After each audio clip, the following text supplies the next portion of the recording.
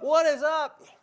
What is up? I am Axl Cones. Welcome to the 2010 version of the Cone Zone TV show. We got a lot to cover tonight. One of the new features that we're going to do for the new season is I've got a local modeling agency who's letting me borrow some of their girls for this season. So sporadically throughout the season, you will see hotties up here with me on stage. We're going to talk to a couple of them here in the next couple of weeks. So before I get into the monologue tonight, it's year in review time. But before I do that, I want to introduce our first Cone Zone Girl of the Year. Her name is Mackenzie Concher. Yep. I got it right. I got it right. So give it up for Mackenzie Concher.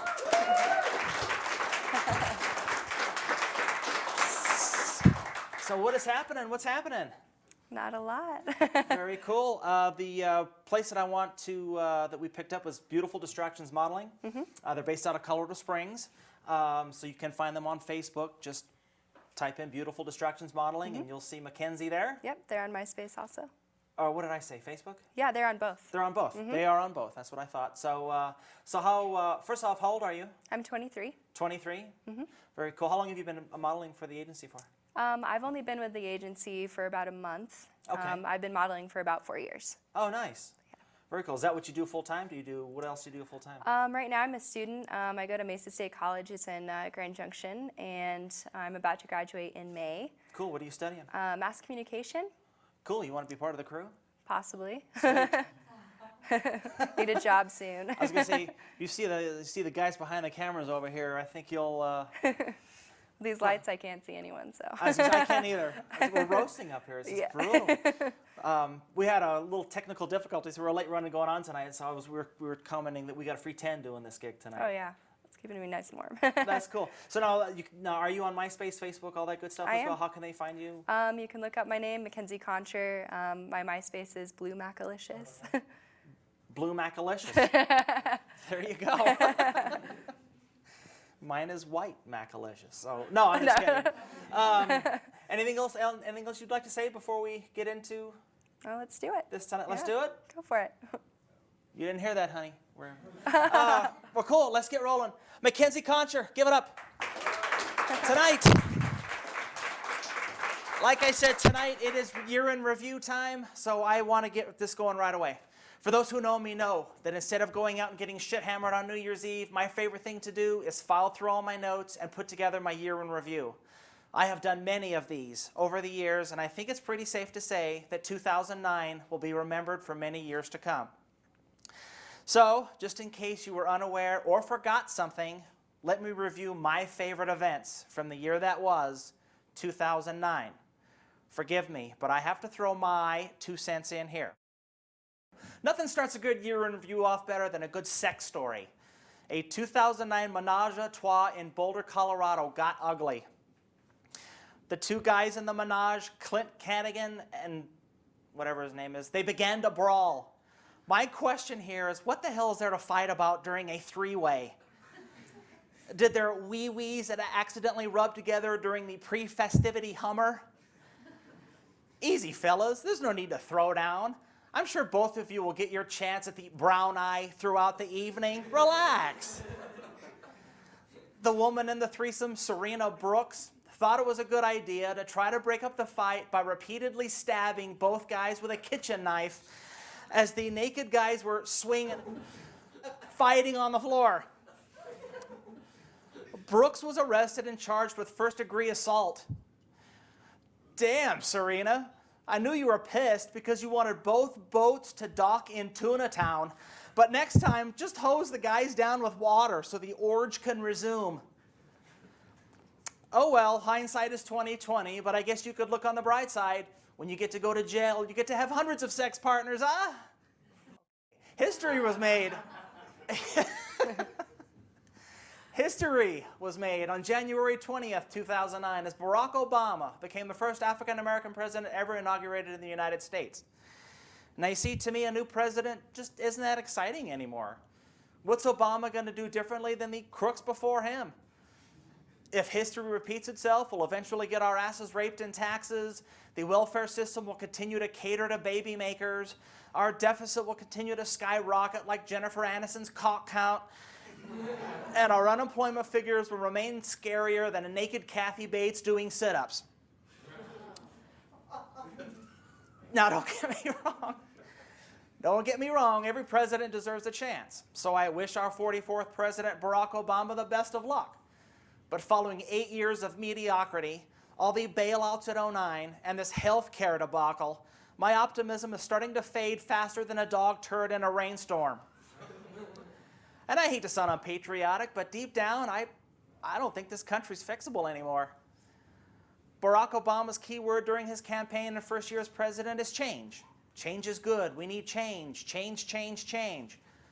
Well, change is great, but I hope that's not all we have left in our bank accounts after this 4-year administration.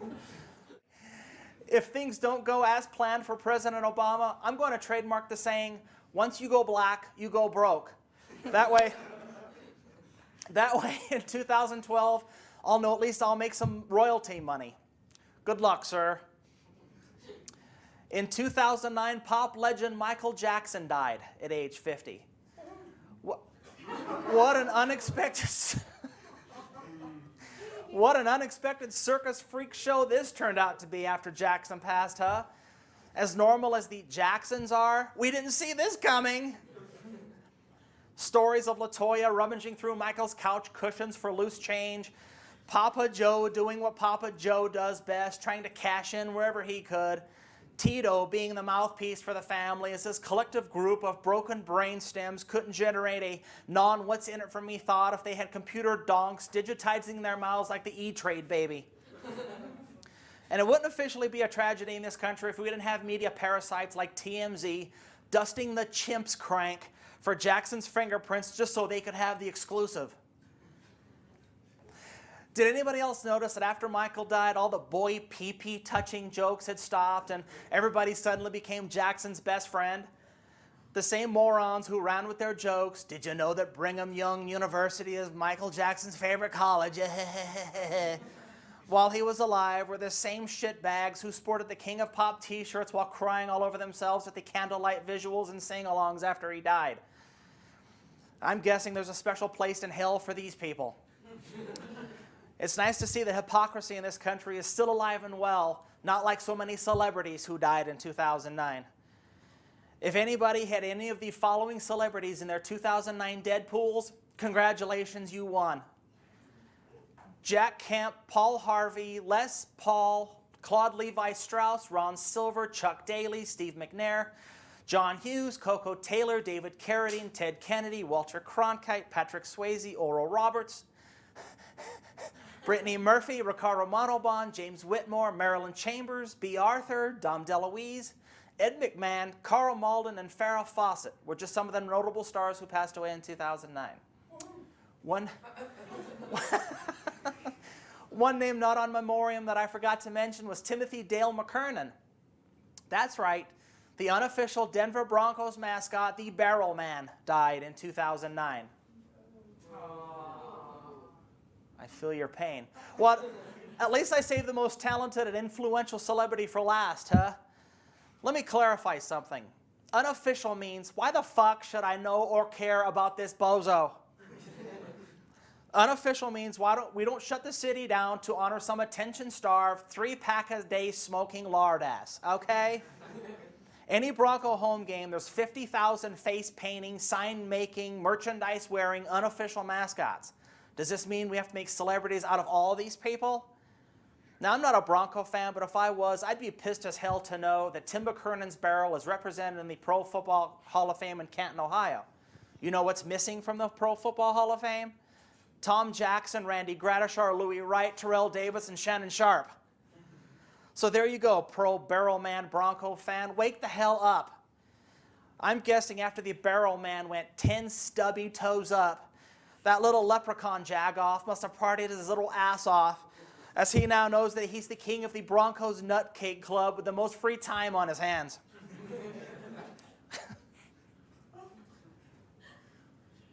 From a zero to a hero, in 2009, Captain Chelsea Sullenberger saved 155 people's lives on U.S. Airways Flight 1549 as he landed a plane in the Hudson River after a flock of geese were sucked into both engines and the plane was going down. This is one of those feel-good stories that makes me realize that there are some decent people still left out there. And the best thing about this true hero, Chelsea didn't go to the "it's all about me" card. Mr. Sullenberger kept the mentality that it was no big deal and he did what he had to do. For this, you should be applauded. Nice going to you, sir. You have my utmost respect. And if stories like this don't get your heart racing for the good in humanity, then you need to check your pulse. Staying on the positive theme, yeah, right. Graham Parker, a 48-year-old man from Port Chester, Hampshire, after 26 years, finally solved his Rubik's Cube in 2009. Exactly. Graham made a statement about this momentous occasion in his life, quote, "I have wrist and back problems from spending hours on it, but it was all worth it. When I finally clicked that last bit into place and each face was a solid color, I wept." Close quote.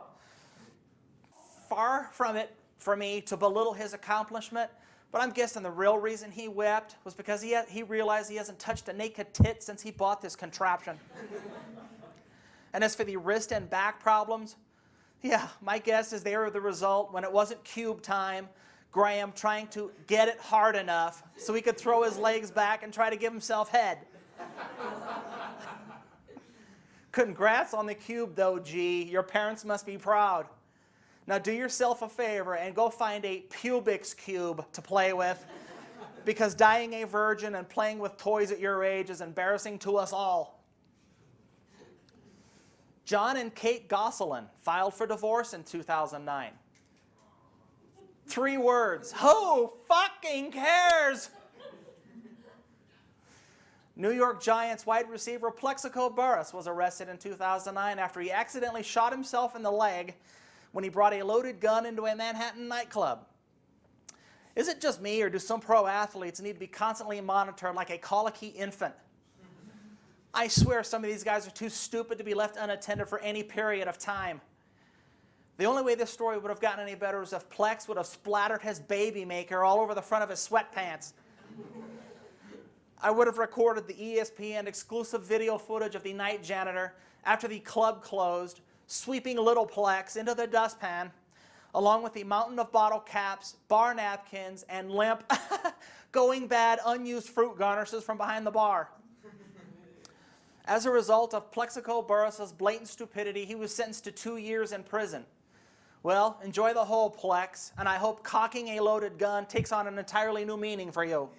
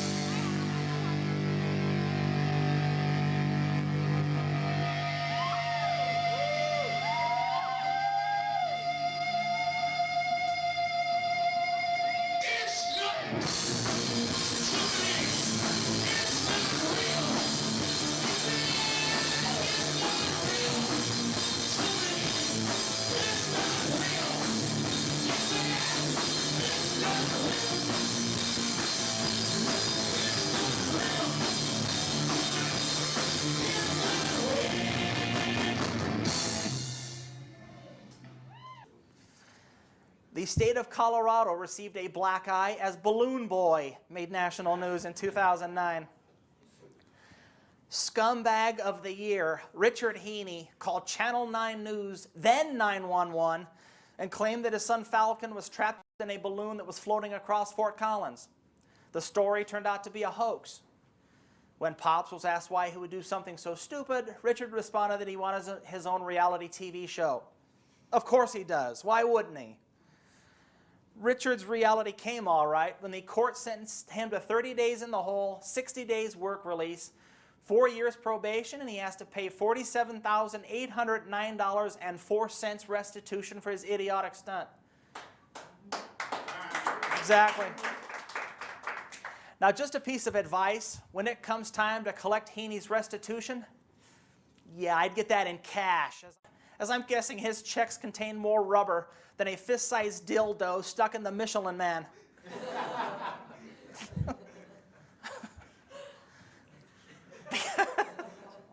There's an image you can take home with you. Because we live in such an idiots get rewarded society, I'll bet the mortgage that after this slimeball's 4-year probation is up, some shitbag network like MTV will comply with this brainless toad and actually give him his own reality show. Then that'll be the cue for the floodgates to open for every trailer trash reality show dipshit on the planet to outdo each other at a chance at stardom. I actually have an idea for a Dick Heaney reality show that I'd actually watch. Opening sequence. Social service comes and rips his kids away from him. Then after the commercial break, immigration deports that slut wife of his. Then the final 2 segments, all the people that Dick deceived, like the National Guard, law enforcement, firefighters, and the U.S. Forest Service, gets to Louisville slugger this pud like a piñata just to see how much bullshit will ooze from his pores. And for extra dramatic effect, after the hour-long program and to piss off the Heaney supporters, the screen cuts to black like the fucking Sopranos. End of show. Good riddance, Richard Heaney, and if we never hear your name again, it's too soon.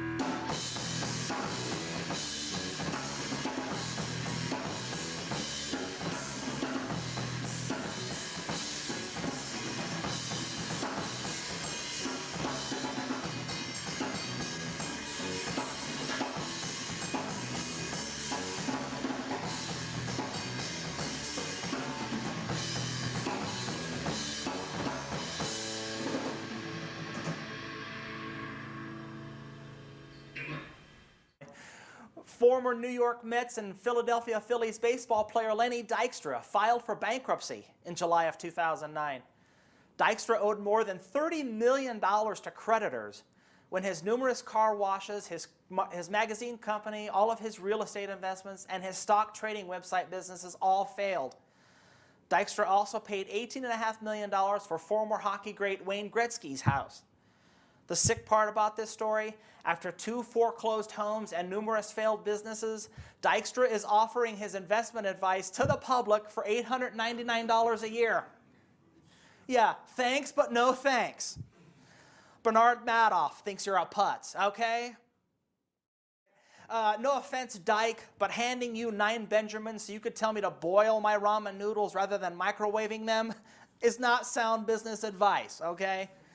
And if anybody out there gives this toad anything more than a quarter as he stands holding his 25 cents God bless you cardboard sign on off-ramps, then I have some Colorado oceanfront property I want to sell you. Good luck, Len. In 2009, Alex Rodriguez admitted to using steroids. Really? Let me show you my shocked face. Now, I don't know about you folks, but I've come to the conclusion regarding all this steroid crap that all baseball players are guilty until proven innocent, all right? That way all my bases are covered, and when the next big-name cheater comes clean, I'll be less shocked than Madonna the first time she catches Lourdes Maria masturbating.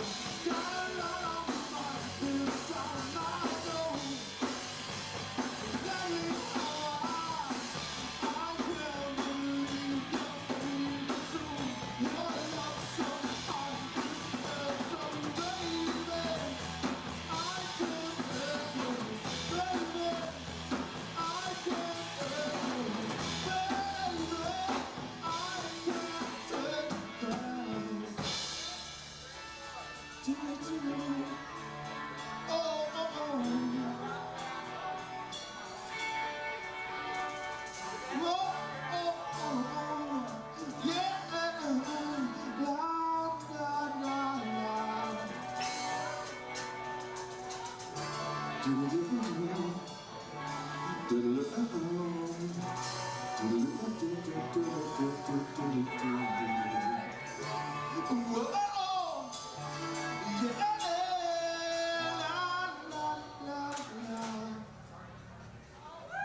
you. All right, speaking of cheaters, Tiger Woods made headlines in 2009. Numerous porn stars and cocktail waitresses from across the country came out and said Woods had sex with them. Cocktail waitresses? Now, I realize all guys have their fetishes. You know, some guys love anal. Some guys love schoolgirl outfits. Some guys love having their grapes stomped on by Mistress Mendavi.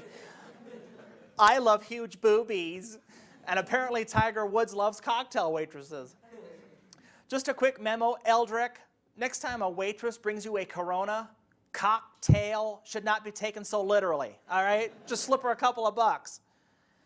Tiger's wife, Elin, insists, quote, the divorce is so on. Well, this should make for a pretty interesting 2010 for the adulterer, huh? Vanishing sponsors, subpar golf, and a depleting bank account. And you can bet your ass I'll be watching every second of the bitter divorce trial that will land every cocktail waitress in front of a camera as they tell us how Tiger likes the waitresses to stay in full waitress garb as they jam empty Budweiser bottles up his little tiger ass. That one was funny. That was funny, thank you. To say that I can't wait for this is an understatement. And don't worry, Tiger, it will only be the world watching.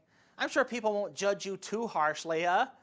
Just ask OJ. People still love him even after his mistakes. Personally, I wouldn't give 2 drops of waitress boob sweat to be Tiger Woods right about now. All I can say is I hope it was all worth it.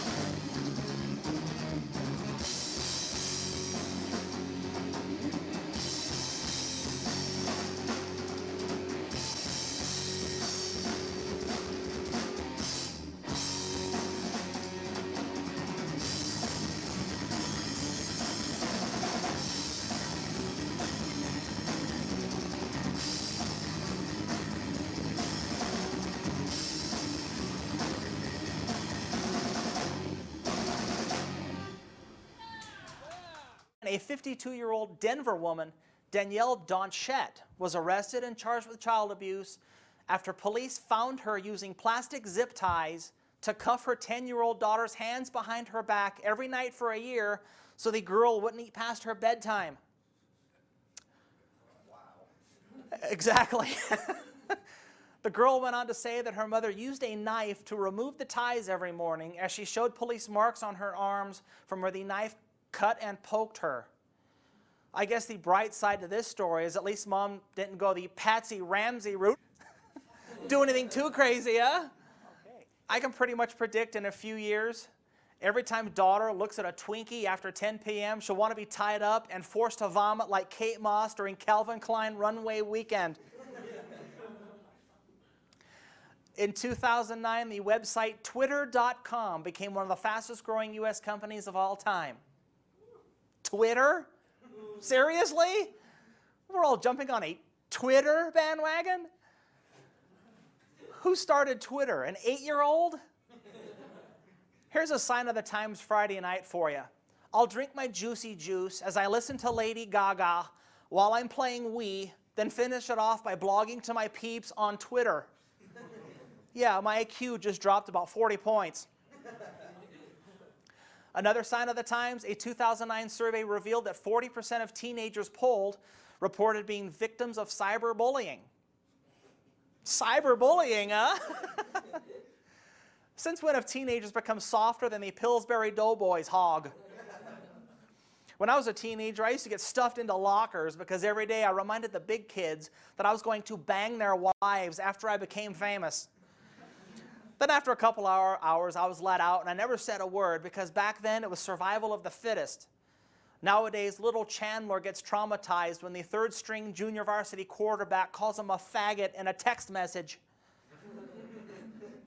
Come on, kiddies, you better nut up now because after high school, those chat room geeks will be even more relentless when they sense weakness.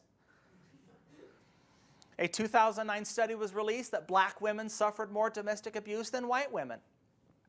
I guess the solution here is don't make Chris Brown have to repeat something a third time.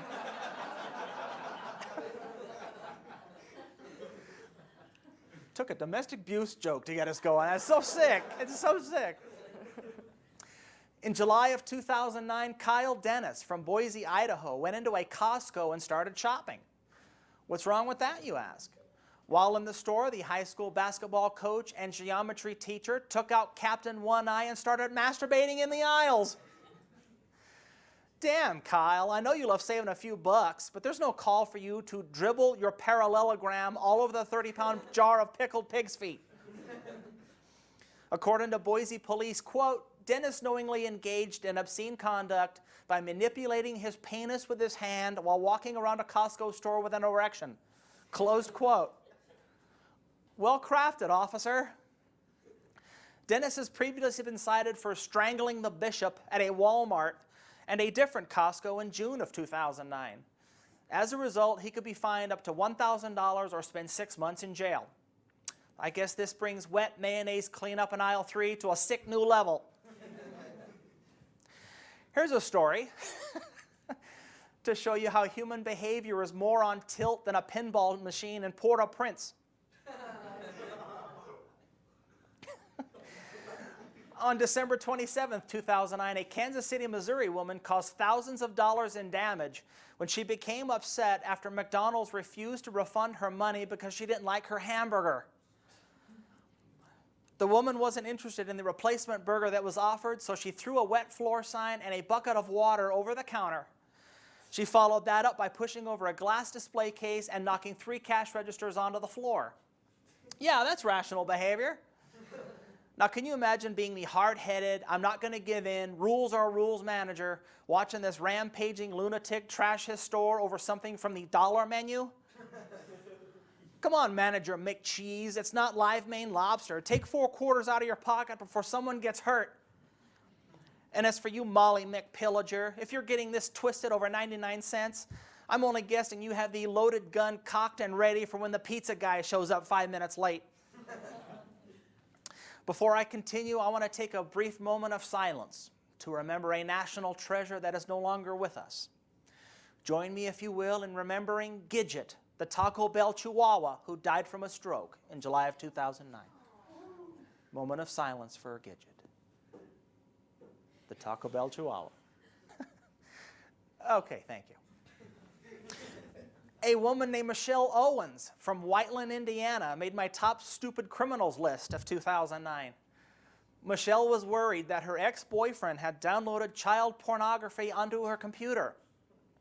So she did what any concerned person would do, and she handed the laptop over to her local police and asked them to search it for illegal images.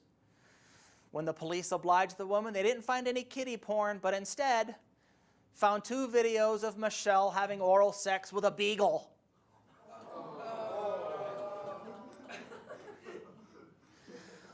Owens was arrested for bestiality. And you know, I was thinking the same thing. You know, you can't be too careful nowadays. You know, after all, you don't want to date any sickos, do you, Michelle?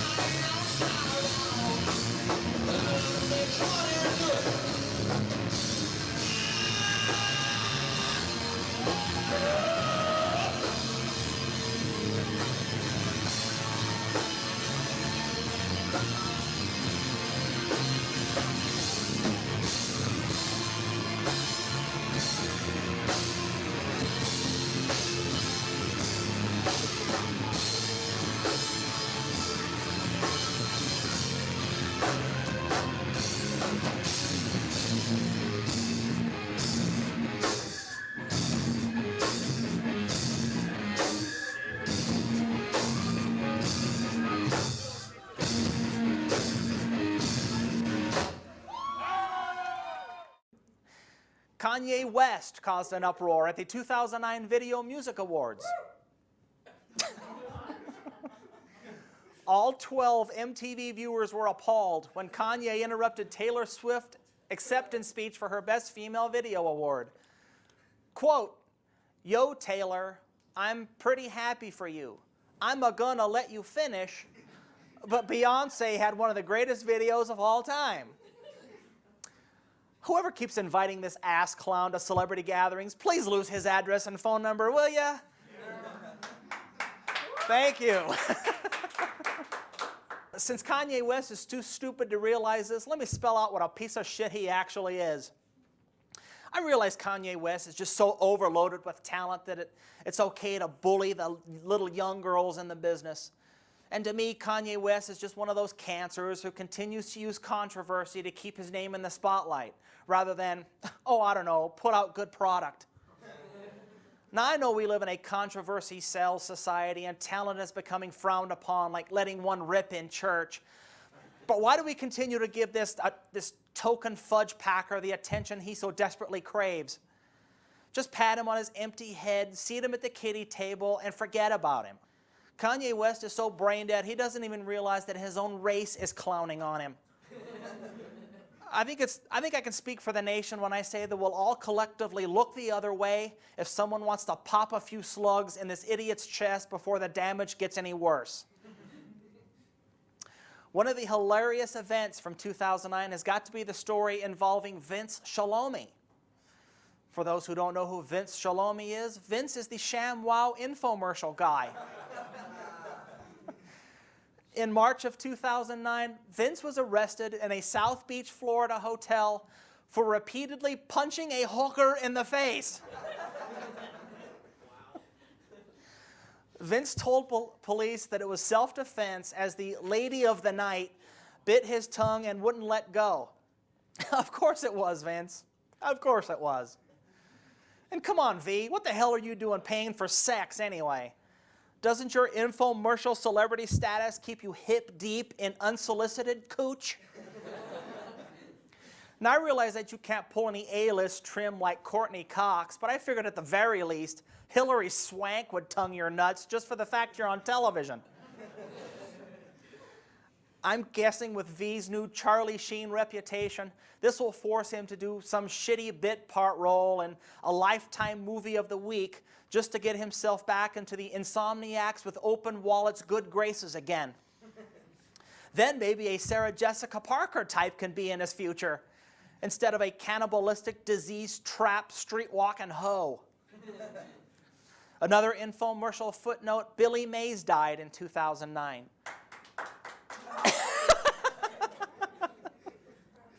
That's awesome. Mays was a known cokehead. What the hell is going on here? OxyClean guy hoovering snow, slap chop guy screwing, then speed backing hookers. Am I missing something here? In 2010, we need to put infomercial people back in the correct pecking order. Movie stars, television stars, theater performers, porn stars, infomercial stars, in that order. And finally, here it is. In the 50s, there were the Nelsons. In the 60s came the Cleavers. In the 70s, there was the Partridge Family. In the 80s came the Huxtables. And in 2009, let me introduce America's new favorite family, the Campbells. Heath and Deborah Campbell from Flemington, New Jersey, were outraged when their local ShopRite refused to make a birthday cake with their 3-year-old son's full name on it. The boy's name? Adolf Hitler Campbell. Of course it is. The couple also has 2 other children named Joycelyn Aryan Nation Campbell and Hanslin Hindler Janine Campbell. Heath and Deborah are both unemployed and collecting disability. Here again, let me show you my shocked face. Heath made a statement about this issue, and I quote, "I think people need to take their heads out of the cloud they've been in and start focusing on the future and not the past. There's a new president, and he says it's time for a change. Well, then it's time for a change. They need to accept a name. A name's a name. The kid isn't going to grow up and do what Hitler did." Close quote. I wasn't there, but I can only guess that the Campbell's cross burning to celebrate the new president must have been one hell of a hootenanny, huh? And I love how Pops tried to spin it that people need to start focusing on the future and not the past. Yeah, there's no historic negativity surrounding the name Adolf Hitler. I'm sure Adolf Hitler will become as common a name as John Smith or Juan Martinez. Come on, ShopRite, don't be so damn uptight. It's not like the little tyke's name is Charles Manson, Saddam Hussein, or George W. Bush. Make a little Adolphus cake already, damn it. Or Axl Cones. Because according to Pops, his Adolf Hitler is going to grow up and take over Steve Jobs as the new CEO of Apple. And just remember, ShopRite, it's not a swastika. It's a plus sign with feet, okay? And I'm sure the Confederate flag will add a nice splash of color, decorative touch. And most of all, don't feel guilty about adding the little sugar candy Jew hanging from the tree. Think of it as a hangman stick figure on steroids that was drawn out as the Campbells couldn't fill in the blanks of the mystery person Martin Luther King Jr. And you know, you can have some fun with this as well, ShopRite. For a twist of irony, make it a chocolate cake with brown sprinkles and made by an Oriental baker. Who's the joke on now, hate mongers?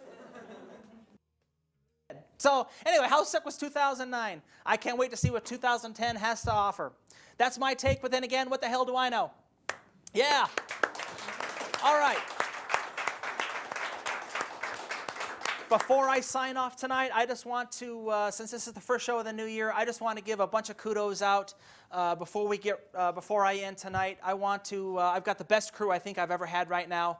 I got Flo Gardner, who's doing photography. She's one of the best in the business. That's right, give it up. I've got Jason Pryor over here behind cameras. Thank you, sir. I also have, he just gave me the finger. I also have Dan Matthews behind the camera over here. And I have got the best damn director anybody could ever ask for, a guy right behind that. He's shaking his head no. Right behind that glass right there. I just want to I also want to give a special kudos out to my girlfriend, Lisa Brumfield. She does all the graphic work for the show.